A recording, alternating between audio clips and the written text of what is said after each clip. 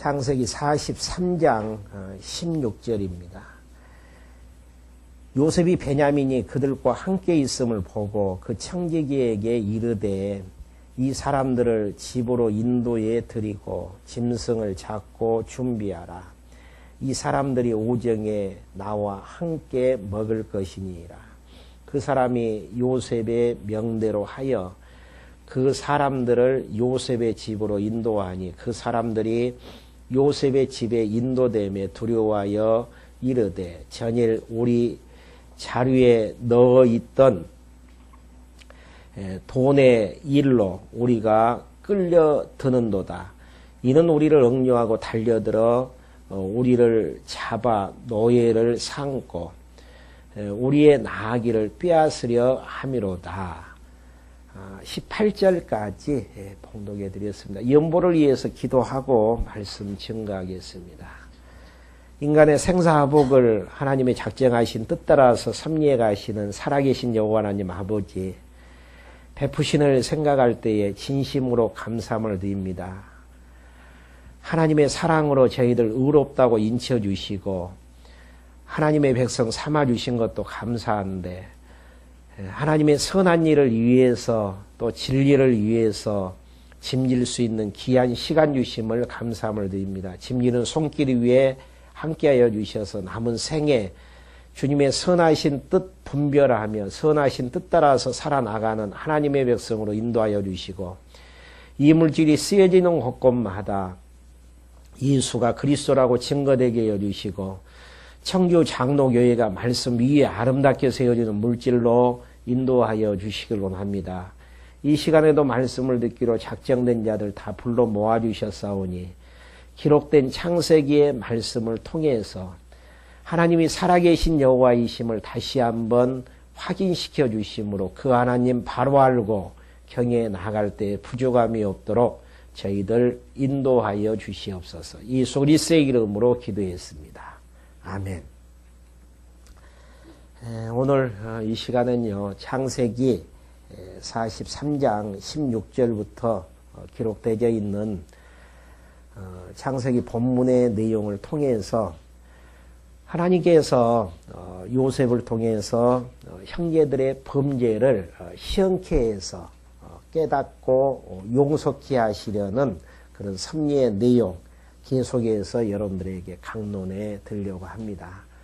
다시 한번 창세기 43장 내용이 위치하고 있는 성경의 위치 간략하게 정리해 드리고 본문 내용 여러분들에게 강론해 드릴 수 있도록 그렇게 하겠습니다. 지금 본문의 내용은요, 하나님께서 하나님의 자신을 계시하기 위해서 언약하시고 언약하신 대로 자손 언약을 성취케 하시는 섭리를 하시는 내용입니다. 자손 언약을 성취하시는 데 있어서 하나님께서 자손을 보호하고 자손의 보호와 그 길을 형통케 하시는 섭리의 부분입니다. 그러니까 하나님께서 하늘의 별처럼 바다의 모래알처럼 많은 하나님의 백성들을 주시겠다라고 약속해 주시고 그 언약을 하나님께서 이루어 나가시기 위해서 자손을 죄 중에서도 보호하시고 형통케 하시는 과정 속에서요, 언약 자손의 범죄가 나와지죠. 하나님께서 범죄하면은 벌 주신다. 이렇게 이제 보편적으로 생각할 때가 많습니다.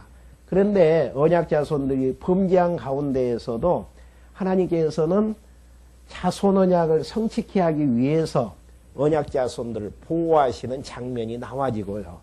이 범죄의 결과로 요셉이 애굽에 팔려갔잖아요. 그래서 이제 꿈을 해석해 주는 데에서 총리 대신이 되어졌는데 형제들과 범죄한 형제들과 요셉이 화친케 하시는 장면입니다.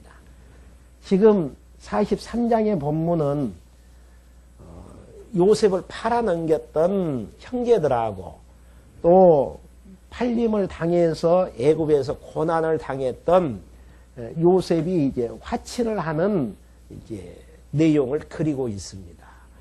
화친을 하는데 화친을 하는 전제가 있어요. 요셉을 통해서 형제의 죄들이 드러나게끔 시험하시는 장면이 지금 본문의 내용입니다.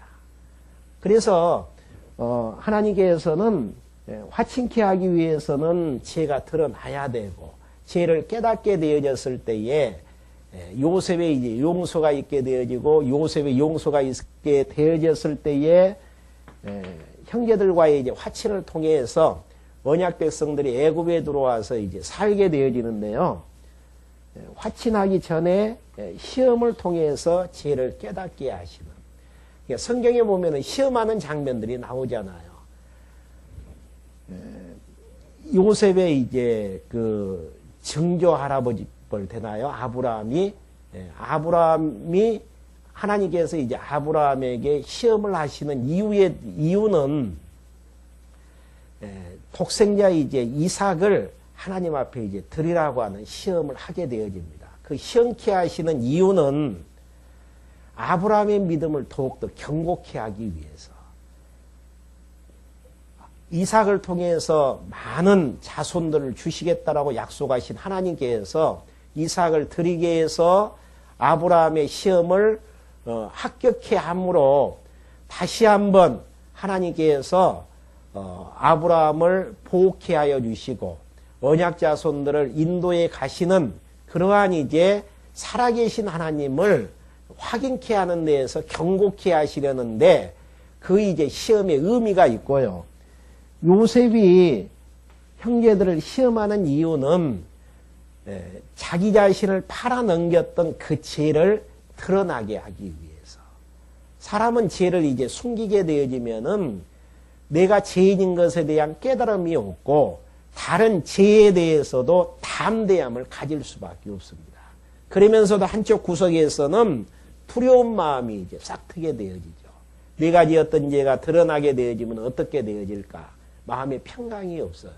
그래서 죄를 깨닫게 해서 드러나게 만들고 드러나진 죄를 요셉을 통해서 용서케 하심으로 요셉과 화친케 함으로 애굽에 들어와서 형제들이 살 수 있도록 하나님께서 이제 섭리하시는 내용이 지금 본문 43장 16절부터 이제 전개되어지는 부분입니다.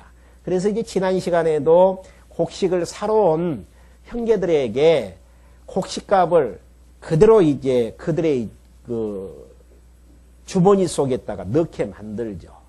그래서 자기들의 이제 죄가 무엇인가를 이제 깨닫게 한 다음 다시 곡식이 이제 떨어져서 형제들이 이제 요셉 앞에 이제 서게 되어지는 장면이 16절에 나오게 되어집니다. 한번 16절부터 읽어가면서 하나하나 정리할 수 있도록 그렇게 하렵니다. 요셉이 베냐민이 그들과 함께 있음을 보고 그 청지기에게 이르되 이 사람들을 집으로 인도에 드리고 짐승을 잡고 준비하라.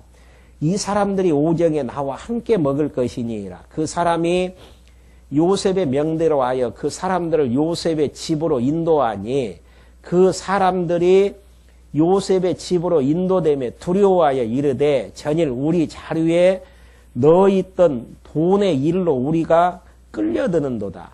이는 우리를 억류하고 달려들어 우리를 잡아 노예를 삼고 우리의 나귀를 빼앗으려 함이로다 하고 그들이 요셉의 청지기에게 가까이 나가 그 집 문 앞에서 그에게 고하여 가로되 내 주여 우리가 전일에 내려와서 양식을 사가지고 객점에 이르러 자루를 풀어본즉 각인의 돈이 본수대로 그러니까 원래대로 자루 아구에 있기를 우리가 도로 가져왔고 양식 살 다른 돈도 우리가 가지고 내려왔나이다. 우리의 돈을 우리 자루에 넣은 자가 누구인지 우리가 알지 못하나이다. 그가 이르되 너희는 안심하라 두려워 말라. 너희 하나님 너희 아버지의 하나님이 재물을 너희 자루에 넣어 너희에게 주신 것이니라. 너희 돈은 내가 이미 받았었느니라 하고 시몬을 그들에게로 이끌어내고 그들을 요셉의 집으로 인도하고 물을 주어 발을 씻게 하며 그 나귀에게 먹이를 주더라. 그들이 여기서 먹겠다 함을 들으므로 예물을 정돈하고 요셉이 오정에 오기를 기다리더니 요셉이 집으로 오매 그들이 그 집에 들어가서 그 예물을 그에게 드리고 땅에 엎드려 절하니 요셉이 그들의 안부를 물으며 가로되 너희 아버지 너희가 말하던 그 노인이 안녕하시냐 지금까지 생존하셨느냐 그들이 대답하되 그의 종 우리 아비가 평안하고 지금까지 생존하였나이다 하고 머리를 숙여 절하더라. 그러니까 여기 보면은 26절에서 땅에 엎드려 절하는 장면이 나오고요. 또 28절에서 아버지 안부를 묻는 과정 속에서 머리를 숙여 절하는 내용을 계속 연거푸 기록하고 있습니다. 이 내용은 지난 시간에도 첫 번째 요셉을 대면하는 장면에서 절했다라는 내용으로 모세는 기록하고 있습니다. 왜 절하는 장면이 이렇게 중요한가? 이 내용은 지난 시간에도 여러분들에게 말씀해 드린 것처럼 하나님 자신이 여호와이심을 우리에게 계시하시기 위해서 언약하시고 언약이 이루어지는 과정 속에서 수많은 예언을 하게 되어집니다. 수많은 예언을 하게 되어지는 이유는 하나님이 역사의 주관자 되심을 우리에게 확인케 하시려는 장면이에요. 많은 사람들은 되어지는 역사가 드러나지는 모든 일들을 바라보면서도 하나님이 역사의 주관자라는 사실들을 고백하지 않고 살아나가요. 그렇기 때문에 후회와 좌절, 여러 가지 실망 가운데에서 그리고 내 뜻대로 되어지면은 자망과 교망 속에서 살아나가는 게 하나님을 잊어버리고 살아나가는 세상 사람들의 모습입니다. 그래서 성경에서는 철저하게 하나님이 언약하시고 언약대로 이루시고 언약대로 이루시는 과정 속에서 수많은 예언을 하게 되어지는데요. 그 예언 중에 한 가지가 요셉에게 꿈을 꾸게 만들고 꿈 내용이 형제들이 요셉에게 절하는 내용이에요. 형제들 서열로 봤을 때에 요셉은 11번째의 아우입니다. 요셉이 절받는다라는 것은 상식을 초월해서 그러한 내용들이 있는다라는 것은 기적에 가까운 내용들이에요. 근데 하나님께서는 절받는 내용들을 꿈을 통해서 예언케 하시고 그 예언대로 형제들이 총리 대신 되어졌던 요셉에게 땅에 엎드려서 절하게 되어져요. 그냥 보통 목례하는 것도 아니고 엎드려서 절한다라는 것은 존경하는 마음을 갖지 아니하고서는 불가능한 내용들이잖아요. 이런 일들이 어떻게 일어날 수가 있는가? 하나님께서 예언하신 뜻 따라서 이러한 일들이 진행이 되어진단 말입니다. 이러한 기록을 모세는 26절에서도 기록하고 있고 28절에서도 머리 숙여 이제 절했다라고 지금 기록을 하고 있습니다. 이렇게 기록한 이유는 하나님께서 예언하신 뜻 따라서 역사가 섭리되어진다라는 사실들을 우리에게 확인해 주는 대목이고요. 하나님의 뜻대로 역사가 섭리하신다라는 것은 하나님이 역사의 주관자 되어지시지 않는다면은 불가능한 일입니다. 하나님이 역사의 주관자 되어신다라는 이야기는 하나님이 살아계셔서 모든 일들을 작정하시고 작정하신 뜻 따라서 언약과 예언을 하시고 예언대로 역사가 섭리되어짐으로 역사의 주관자가 하나님 되심을 우리에게 확인케 하시려는 것. 역사가 하나님의 선하신 뜻대로 움직여진다는 게 왜 그렇게 우리에게 중요한 것인가?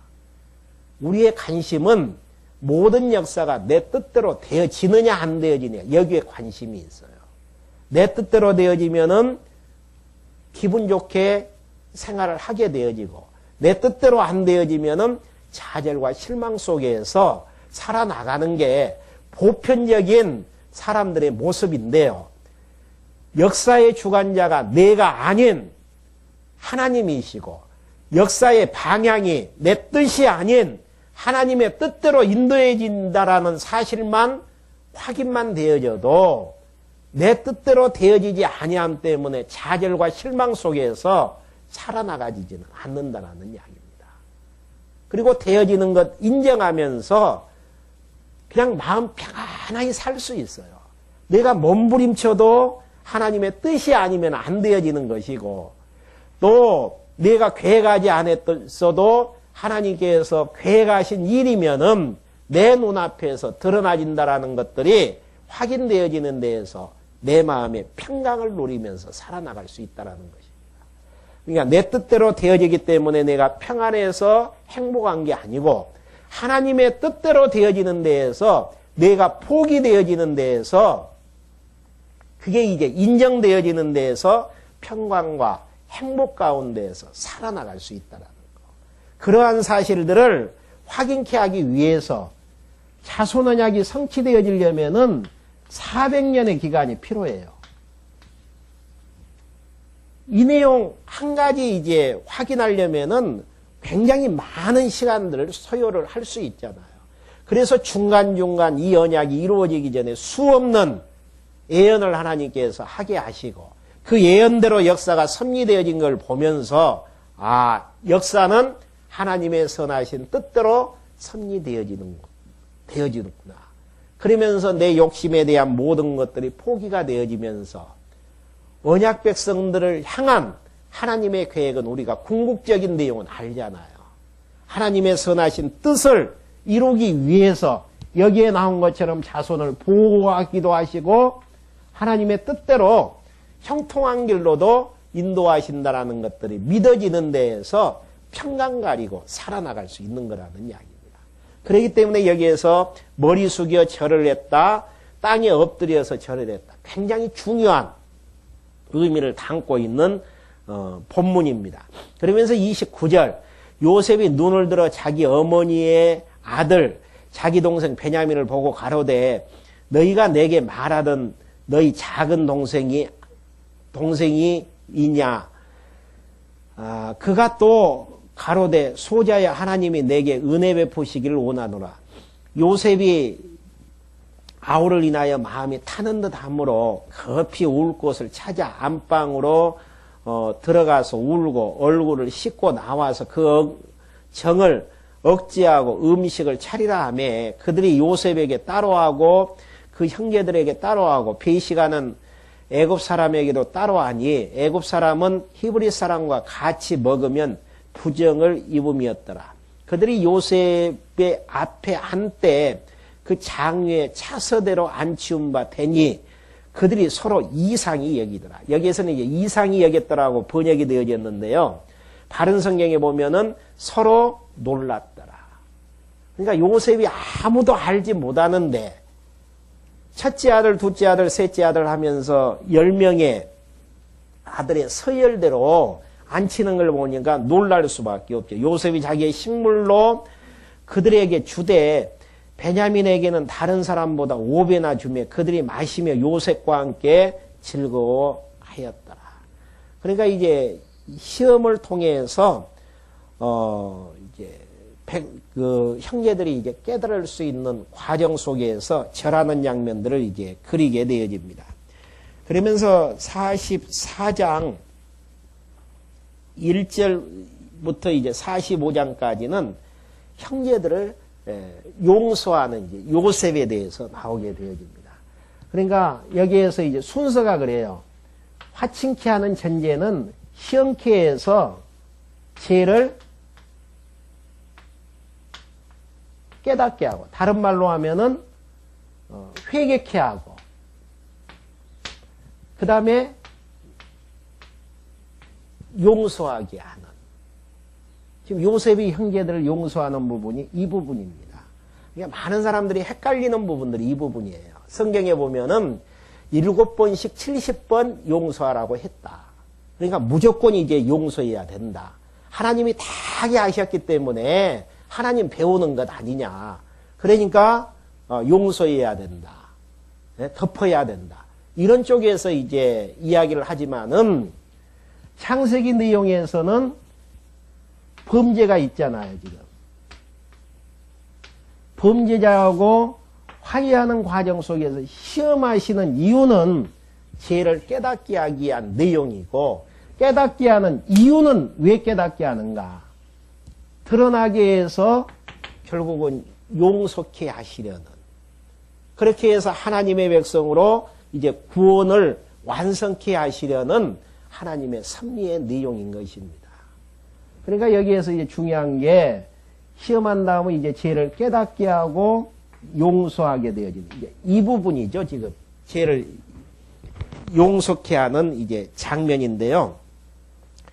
먼저 44장 1절부터 13절까지는 요셉이 베냐민 자루에 은잔을 넣어 형들을 시험하게 되어지죠. 시험하는 이유는 자기까지 이제 팔아넘겼던 형들이 자기 동생 베냐민도 사랑할 수 있느냐 없느냐. 이것을 이제 시험케 하는 내용이죠. 만약에 베냐민을 사랑한다면은 요셉을 팔아넘겼던 부분에 대해서 죄에 대한 두려움 속에서 깨달음이 있기 때문에 베냐민을 사랑한다라는 증표가 되어지잖아요. 그래서 용서케 하려고 하는 그런 이제 부분들이죠. 그러니까 무조건 용서라는 것은 성경에서 이야기하지 않습니다.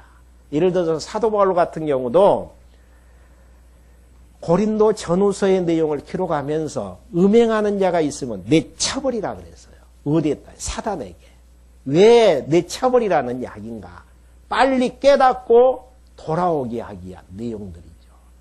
그러니까 중요한 것은 서로 화합이라는 것은 잘못된 일을 행했던 자가 회개하고 또 피해자는 무조건적으로 회개하는 자에게 사랑으로 덮어서 용서하게 되어지는 부분들이고, 그러한 일들이 되어지지 아니하면은 범죄가 드러나지 아니하니까 계속 범죄 속에서 살아나갈 수밖에 없고, 한쪽 구석에서는 두려움 속에서 자유함을 얻지 못하고 살아나갈 수밖에 없는 거라는 이야기입니다. 그러니까 참 즐겁고 행복하게 서로 화합하면서 살기 위해서는 형제들이 죄에 대한 문제를 깨달아야 되고, 요셉은 깨닫는 형제들 조건 없이 용서하는 이런 장면들이 있게 되어져요. 탕자의 비유도 마찬가지죠. 아버지께 행했던 불효막심한 그러한 이제 죄가를 깨닫고 아버지 품으로 돌아오게 되어졌을 때에 아버지는 두말하지 아니하고 그 탕자를 받게 되어지는 이러한 과정들. 그러니까 중요한 부분은 우리가 하나님 앞에서 어떠한 존재인가를 깨닫는. 그래서 이제 오후 시간에 노마서 내용을 통해서 여러분들에게 말씀해 드리겠지만은 하나님 앞에서 나라는 존재가 누구인가를 깨닫게 되어지면은 죄인으로 드러나질 수밖에 없죠. 그래서 죄를 깨닫는 만큼 하나님께서 나에게 베푸셨던 은혜가 은혜되어지는 이러한 과정 속에서 죄의 필요성을 이야기하게 되어집니다. 한번 44장 1절부터 이제 확인 한번 할 수 있도록 하겠습니다. 요셉이 그 청지기에게 명하여 가로되 양식을 각인의 자루에 실을 수 있을 만큼 채우고 각인의 돈을 그 자루에 넣고 또 내잔 곧 은잔을 그 소년의 자루 아구에 넣고, 그 소년은 이제 베냐민이죠. 그 양식값 돈을 도로 넣으라 하매 그가 요셉의 명령대로 하고 개동시는 아침이 이제 새벽이라고 생각하시면 됩니다. 사람들과 그 나귀를 보내니라. 그들이 성에서 나아가 멀리 가기 전에 요셉이 청지기에게 이르되 일어나 그 사람들의 뒤를 따라 미칠 때에 그들에게 이르기를 너희가 어찌하여 악으로 선을 갚느냐. 이것은 내 주인이 가지고 마시며 늘 점치는 데 쓰는 것이 아니냐. 너희가 이같이 하니 악하도다 하라. 청지기가 그들에게 따라 미쳐 그대로 말하니 그들이 그에게 대답하되 우리 주여 어찌 이렇게 말씀하시니까 이런 일은 종들이 결단코 아니하나이다.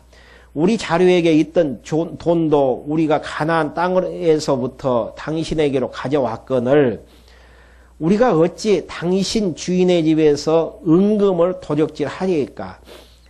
종들 중 네게서 발견되든지 그는 죽을 것이요. 우리는 우리 종이 되리이라. 그가 말하되 그러면 너희 말과 같이 하리이라. 그것이 네게서든지 발견되면 그는 우리 종이 될 것이요. 너희에게는 책망이 없으리이라. 그들이 각각 급히 자루를 땅에 내려놓고 각기 푸니 그가 나이 많은 자에게서부터 시작하여 나이 적은 자에게까지 수탐하며 그러니까 이제 그 있는지 없는지를 이제 수색하며 잔이 베냐민의 자루에서 발견되는지라. 그들이 옷을 찢고 각기 짐을 나귀에 싣고 성으로 돌아오니라. 그러니까 은잔을 넣어서 죄인으로 만들어버려요. 그 이유는 베냐민을 이제 사랑하는지 사랑하지 않은지를 이제 깨닫게 하기 위한 내용인데 그 이제 근본 내용은 이제 애굽에 들어와서 이제 살게 하기 위해서는 죄 문제가 해결되지 아니하고서는 불가능하거든요. 그래서 죄를 요셉을 팔았던 죄를 깨닫게 해서 화친케 하시려는 하나님의 섭리의 내용이죠. 그러니까 우리가 하나님 앞에서 의인이라고 하지만은 죄인이에요. 죄인인 이유는 우리 안에 죄덩어리로 얼룩져져 있기 때문에. 그래서 하나님께서는 우리가 죄인이라는 걸 깨닫게 하기 위해서 율법을 주셔서 죄가 죄되게 만들고 범법자로 만들어서 하나님 앞에 죄인으로 서기 위한 내용들이죠. 왜 죄인으로 서기 위한 내용들인가? 죄인으로 서야만이 하나님께서 용서해 주시고 용서함을 받았을 때에 하나님의 은혜가 은혜 되어짐을 깨닫게 하셔서 그 은혜의 영광을 찬송케 하시려는 하나님의 섭리의 내용입니다. 요셉의 형들도 마찬가지죠. 자기들은 죄 없다라는 이야기. 왜? 은잔을 숨기지 않았다라는 것 때문에. 그러지만은 요셉은 은잔을 이제 숨겨서 죄인 되게 만들어서 다시 자기 앞에 오게 이제 만드는데 누가 이제 죄인 되게 만드는가? 베냐민을 이제 죄인 되게 이제 만들어서 형제들 모두가 이제 돌아오게 만들죠. 그러면서 14절부터 34절까지 유다가 요셉에게 과거를 위치며 간절히 예언하게 되어지더라. 그러니까 죄인 되게 만들어서 죄인으로 모니까 유다 입장에서는 이제 간절히 이제 깨닫고 간절히 이제 애원할 수밖에 없죠. 한번 그 장면 한번 확인 한번 해보죠. 유다와 그 형제들이 요셉의 집에 이르니 요셉이 오히려 그곳에 있는지라 그 앞 땅에 엎드리니 요셉이 그들에게 이르되 너희가 어찌하여 이런 일을 행하였느냐 나 같은 사람이 점 잘 칠 줄을 너희가 알지 못하느냐 유다가 가로되 우리가 내 주께 무슨 말을 하오리까 무슨 설명을 하오리까 어떻게 우리의 정직을 나타내니까 하나님이 종들의 죄악을 책발하였으니 우리와 이 잔이 발견된 자가 다 내 주의 종이 되겠나이다. 그러니까 이 이야기는 무슨 이야기냐면은 요셉이 실제로 이제 죄인되게 만들어서 숨겼어요. 그런데 유다의 고백은 다른 고백이 아니고 하나님이 종들의 죄악을 책발했다라는 거. 그러니까 자기들은 이제 죄 진 게 없죠. 실제로 그 요셉을 팔아넘겼던 죄는 다 감추어져 버렸고 은잔을 숨긴 일은 없어요. 그런데 이제 계속 하나님께서 시험하다 보니까 하나님께서 우리의 죄를 적발케 하셨다라는 사실. 그러니까 죄가 죄로 드러나지 아니하면은 하나님 앞에서 우리가 죄인인 일을 깨닫지를 못해요. 죄인인 일을 깨닫지를 못하면은 하나님께서 베푸셨던 은혜가 은혜 되어진 줄을 알지를 못한다라는 이야기입니다. 그리고 하나님께서 하나님의 백성으로 삼아주셨던 그 행복, 사랑 베풀어 주셨던 그 행복감을 가지고 살지를 못한다라는 사실. 그래서 하나님께서는 계속 우리를 범죄 가운데로 인도해서 범죄가 드러나지는 것들을 통해 하나님 앞에서 내가 용서받지 못하는 진노의 백성임을 깨닫게 만들고 예수 그리스도 보내주셔서 예수 그리스도를 통해서 죄를 용서케 하시려는 모형적이고 예표적인 내용입니다. 그러니까 계속 시험을 통해서 죄인의 길로 가게 만들죠. 그래서 지었던 죄를 깨닫게 만들게 되어졌을 때에 유다의 고백 속에서는 하나님이 종들의 죄악을 전팔케 했다라는 거. 우리의 죄가 드러나게 되어지면은 하나님 앞에 설 자 아무도 없죠. 근데 하나님께서는 조건 없이 물어보지 아니하고 우리의 모든 죄를 덮어주신다라는 사실 앞에서 우리가 하나님 앞에 당당할 수가 있는 것이죠.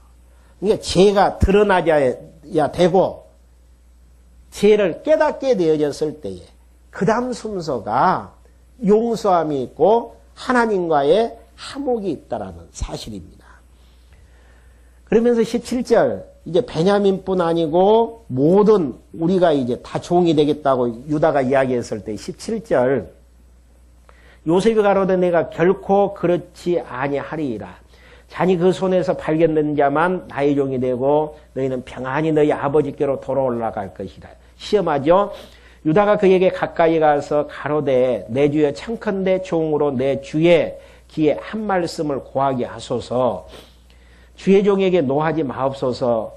주는 바로와 같으심이니라. 이전에 내 주께서 종들에게 물으시되 너희는 아비가 있느냐 아우가 있느냐 하시기에 우리가 내 주께 고하되 우리에게 아비가 있으니 노인이요 또 그 노년에 얻은 아들 소년이 있으니 그 형은 죽고 그 어미에 끼친 것은 그뿐이므로 그 아비가 그를 사랑하나이다 하였더니 주께서 또 종들에게 이르시되 그를 내게로 데리고 내려와서 나로 그를 목도하게 하라 하시기로 우리가 그 주께 말씀하시기를 그 아이는 아비를 떠나지 못할지니 떠나면 아비가 죽겠나이다. 주께서 또 주의 종들에게 말씀하시되 너희 말지아우가 너희에게 함께 내려오지 아니하면 너희가 다시 내 얼굴을 보지 못하리라 하시기로 우리가 주의 종 우리 아비에게로 도로 올라가서 내 주의 말씀을 그에게 고하였었나이다. 그 후에 우리 아비가 다시 가서 곡물을 조금 사오라 하시기로 우리가 이르되 우리가 내려갈 수 없나이다. 우리 말제아우는 베냐민이죠. 함께하면 내려가거니와 말대아우가 우리와 함께함이 아니면 그 사람의 얼굴을 볼 수 없음이니라. 우리 종 우리 아비가 우리에게 이르되 너희도 알거니와 내 아내가 내게 두 아들을 낳았으나 그러니까 야곱이 가장 사랑하는 나엘을 지금 이야기하죠. 나엘에게서 난 자가 요셉하고 이제 베냐민인데 두 아들을 낳았는데 하나는 내게서 나간 거로 내가 말하기를 정녕 찢겨주겠다 하고 형들이 이야기했던 내용을 그대로 이제 받아서 지금 하는 이야기예요. 내가 지금까지 그를 보지 못하였거늘 너희가 이도 내게서 치하여 가려 한즉 만일 재해가 그 몸에 미치면 나의 흰머리로 슬피 음부로 내려가게 하리라 하니 아비의 생명과 아이의 생명이 서로 결탁되었거늘 이제 내가 주의 종 우리 아비에게로 돌아갈 때에 아비가 우리와 함께하지 아니하면 아비가 아이의 없음을 보고 죽으리니 이같이 되면 종들이 주의 종 우리 아비의 흰머리로 슬피 음부로 내려가게 하매니라. 주의 종이 내 아비에게 아이를 담보하기를 내가 이를 아버지께로 데리고 돌아오지 아니하면 영영이 아버지께 죄를 지으리라 하였사오니 청컨대 주의 종으로 아이를 대신하여 있어서 주의 종이 되게 하시고 아이는 형제와 함께 도로 올려 보내소서. 내가 어찌 아이와 함께하지 아니하고 내 아비에게로 올라갈 수 있으리이까 두렵건대 죄가 내 아비에게 미침을 보리이다. 그러니까 요셉을 죽이게 되어지는 동기 자체가 자기 아버지 요셉이 요셉을 너무 사랑했기 때문이거든요.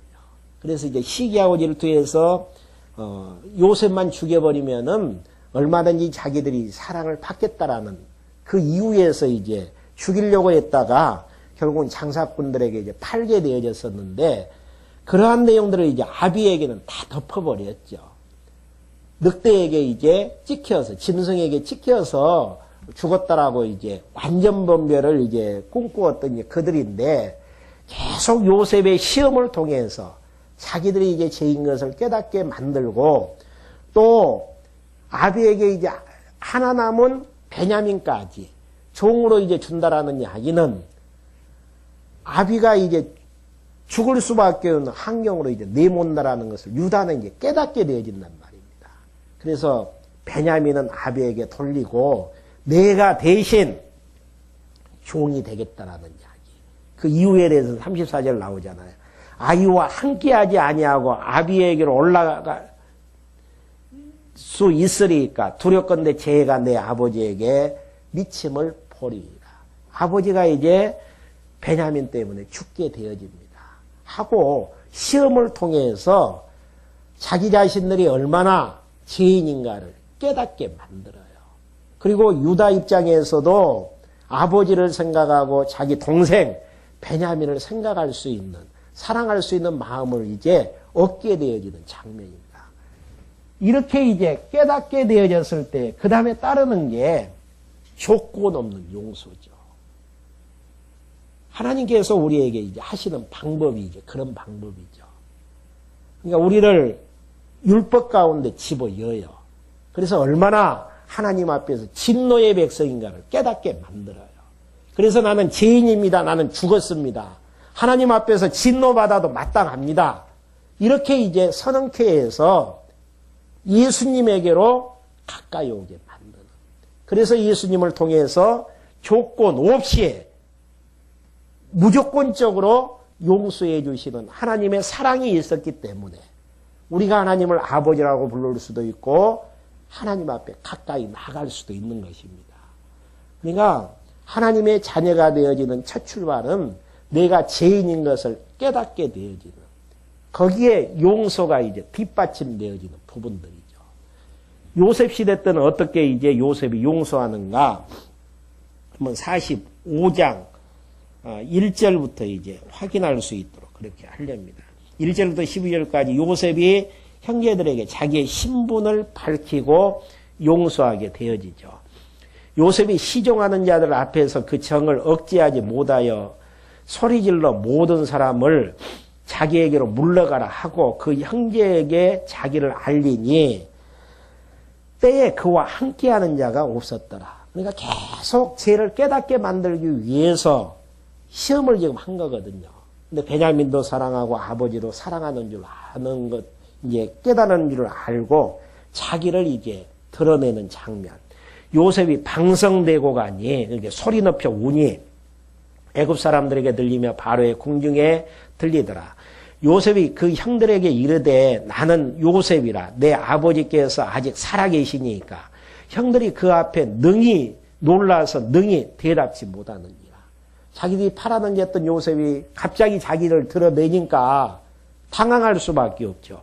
요셉이 형들에게 이르되 내게로 가까이 오소서. 그들이 가까이 가니 가로되 나는 당신들의 아우 요셉이니 당신들이 애굽의 판자라. 당신들이 나를 이곳에 팔았으므로 근심하지 마소서. 한탄하지 마소서. 여기서는 한탄으로 번역이 됐는데 바른 성경에 보면은 자책하지 말라라는 거.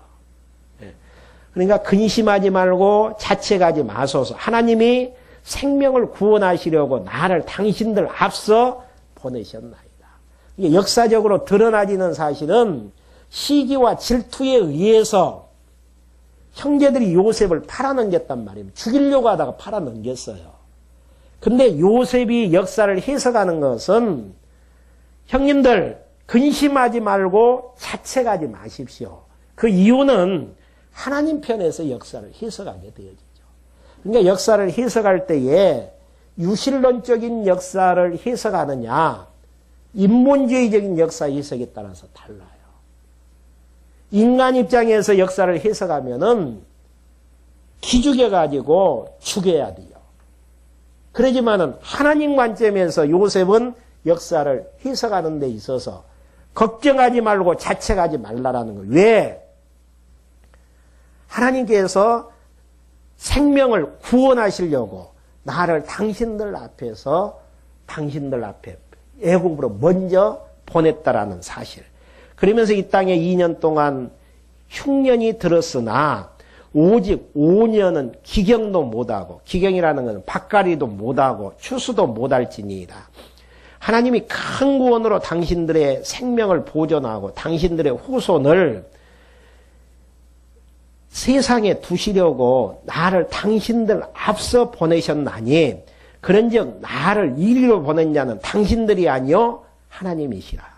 하나님이 나로 바로의 아비를 삼으시며 그 온 집의 주로 삼으시며 애굽 온 땅의 치리자로 삼으셨나이다. 참 유실론적인 해석은 상대방에게 평안함을 안겨주죠. 보통 사람들 같았으면은 왜 당신들 나를 팔았습니까? 근데 내가 이런 역경을 거치면서 이제 총리 대신 됐습니다. 당신을 한번 욕을 봐야 됩니다. 이렇게 이제 할 수 있는데, 하나님 관점에서.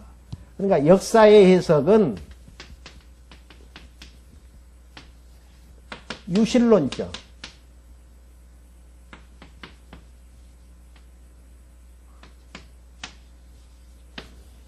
관점에서 해석하지 아니하면은 해답이 나올 길이 없어요. 서로 화해할 수도 없는 부분들이고. 하나님께서 이렇게 하셨다. 왜? 하나님께서 우리의 생명을 구원케 하시기 위해서. 이것은 요셉만이 그렇게 할 수 있는 부분들이고, 형제들은 죄인으로서 자기들이 죄인 것을 깨달았을 때에 가능한 부분들이잖아요. 그러니까 의인들은 예수님 믿을 필요가 없어요. 예수님 당시 때도 마찬가지죠. 바리새인들과 서기관들은 세리집에서 예수님이 먹고 앉아 있으니까 왜 세리와 함께 당신은 먹고 마십니까? 그러니까 예수님의 말씀이 의원은 건강한 자에게는 쓸데가 없고 병든 자에게 쓸데 있나니 나는 의인을 부르러 온 것이 아니고 죄인을 부르러 왔다라고 말씀하시는 내용이잖아요. 하나님이 우리의 죄가 다 알고 계셔요. 숨긴다 그래서 숨겨지는 게 아니란 말입니다. 하나님 앞에서 그대로 드러내놓는 게 하나님의 백성으로서 앞으로 죄를 두려워하면서 용서 안 받고 살아나갈 수 있는, 은혜를 깨닫고 찬송하면서 나갈 수 있는 모습이라는 이야기예요. 요셉은 그대로 조건 없이 용서함을 주잖아요. 그러니까 용서라는 것은 요셉만이 형제를 용서할 수 있는 거란 말입니다. 유다 입장에서는 이런 이야기 할 수 없죠. 하나님께서 우리 구원하시려고 너 먼저 우리를 통해서 팔게 해서 애굽 땅에 오게 했으니까 너 우리 용서해라. 말도 안 되는 이야기죠. 우리의 죄는 예수님만이 우리의 죄를 용서하실 수 있는 분이시지 어느 누구도 죄인이 자기 자신을 용서시킬 수는 없다라는 사실. 그러니까 역사를 어떻게 해석하느냐에 따라서 평강과 기쁨이 넘치면서 행복한 신앙생활을 해나갈 수도 있는 부분이고요. 역사를 바르게 해석하지 못하면은 계속 죄에 대한 두려움 속에서 살 수밖에 없더라는 거. 우리는 숨기려고 하잖아요. 하나님 잘못했습니다. 하나님의 선하신 뜻대로 살아나가야 되는데 내 욕심껏 살아나갔습니다. 하나님이 다 알고 계시는 부분들이죠. 하나님은 조건 없이 용서하신다니까요. 그렇기 때문에 우리가 하나님을 아버지라고 부를 수도 있는 것이고 하나님 앞에 당당히 나갈 수 있는 거라는 이야기입니다. 그러니까 역사는 인간 관점에서 해석해서는 안 돼요. 너 때문에 내가 이렇게 되어졌었다. 그러니까 이제는 내가 너희에게 이게 보복할 때다. 요셉 입장에서 인간 편에서 해석을 하면 얼마든지 가능하죠. 그렇지만 하나님 편에서는 하나님이 먼저 우리 형제들과 우리 가족들을 구원케 하기 위해서 당신들을 통해서 나를 팔았나이다. 그러면서 자기 자신을 오픈시키고 역사를 정확하니 해석하게 되어지잖아요. 그러니까 이제 8절 다시 한번 그런즉 나를 보내신 자는 당신들이 아니요 하나님이시라. 이게 역사의 해석이에요. 하나님께서 형제들의 마음을 시기하고 질투하는 마음 주셔서 애굽에 팔 수 있는 마음도 하나님께서 허락해 주신다라는 거. 그렇기 때문에 하나님께서 그렇게 해 나가셨다라는 사실. 그러면서 왜 그렇게 하셨는가? 하나님이 나로 바로의 아비를 삼으시며 그 온 집의 주를 삼으시며 애굽 온 땅의 치리자도 삼으셨나이다. 당신들은 속히 아버지께로 올라가서 고하기를 아버지의 아들 요셉의 말에 하나님이 나를 애굽 전국의 주로 세우셨으니 내게로 지체 말고 내려오사. 여기서 계속 주어는 하나님이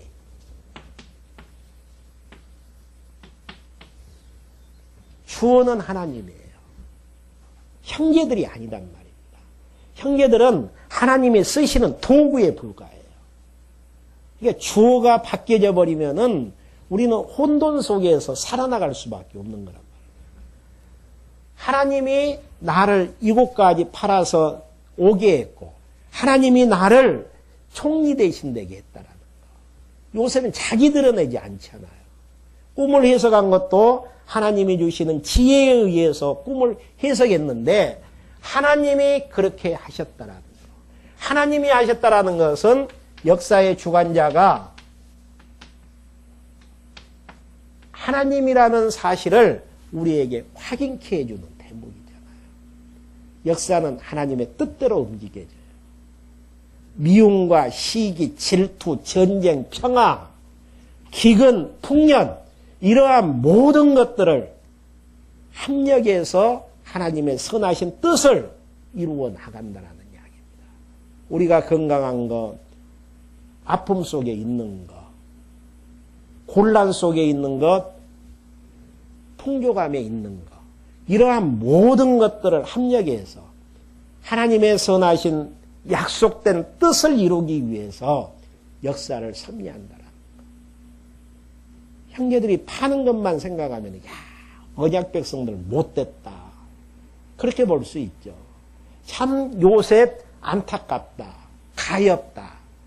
그러지만 하나님께서는 그걸 선으로 바꾸셔서 형제들을 구원케 하시려는 하나님의 섭리의 역사를 통해 하나님이 역사의 주관자라는 사실을 우리에게 확인케 하시는 대목들입니다. 그러면서 10절 아버지의 아들들과 아버지의 손자들과 아버지의 양과 소와 모든 소유가 고센 땅에 있어서 나와 가깝게 하소서. 흉년이 아직 5에 있으니 네가 거기서 아버지를 봉양하리라. 아버지의 가속과 아버지의 모든 소속이 결핍할까 하나이다 하더라 하소서. 당신들의 눈과 내 아우 베냐민의 눈이 보는 바 당신들에게 이 말을 하는 것이 내 입이라. 당신들은 나의 애굽에서의 영화와 당신들의 본 모든 것을 다 내 아버지께 고하고 속히 모시고 내려오소서. 내 아우 베냐민의 목을 안고 우니 베냐민도 요셉의 목을 안고 우니이라. 요셉이 또 형의 입맞추며 안고 우니 형들이 그제야 요셉과 말하니이라. 용서가 있으니까 서로 말할 수 있는 환경이 조성이 되어지죠. 그리고 이제 마지막으로 16절부터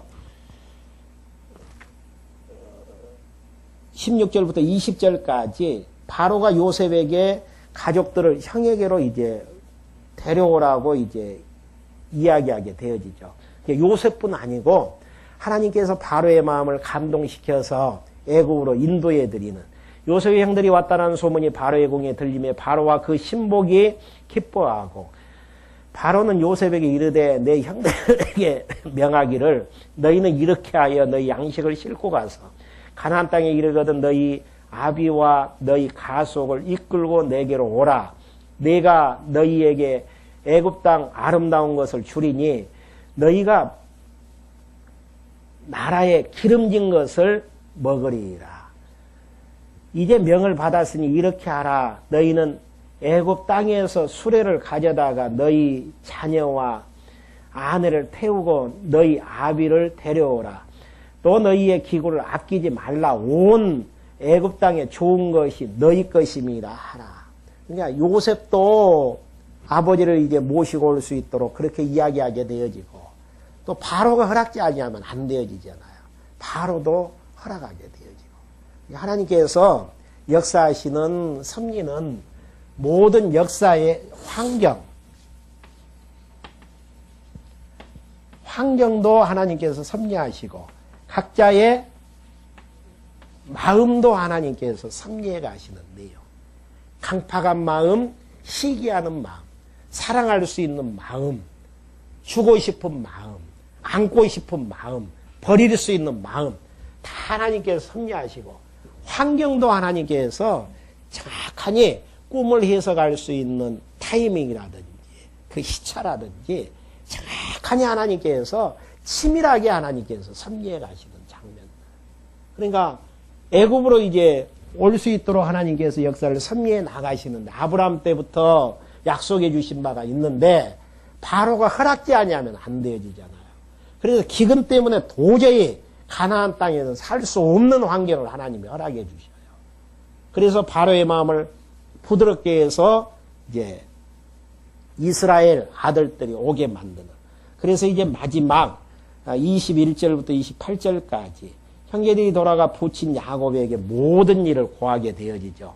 이스라엘의 아들들이 그대로 할세 요셉이 바로의 명대로 그들에게 수레를 주고 길 양식을 주며 또 그들에게 다 각기 옷 한 벌씩 주되 베냐민에게는 은 300과 옷 5벌을 주고 그가 또 이같이 그 아비에게 보내되 순나기 10필에 애굽의 아름다운 물품을 실리고 암나기 10필에는 아비에게 길에서 공개할 곡식과 떡과 양식을 실리고 이에 형들을 돌려보내며 그들에게 이르되 당신들은 노중에서 다투지 말라 하였더라. 그들이 애굽에서 올라와 가나안 땅으로 들어가서 아비 야곱에게 이르러 고하여 가로되 요셉이 지금까지 살아있어 애굽 땅 총리가 되었더이다. 야곱이 그들을 믿지 아니함으로 기색하더니. 그러니까 야곱은 아직도 이제 그 형제들의 이야기를 믿지를 못해요. 만약에 야곱이 꿈꾸었던 내용들을 잊어버리면 안 했더도 하나님께서 요셉은 살려놨을 것이다.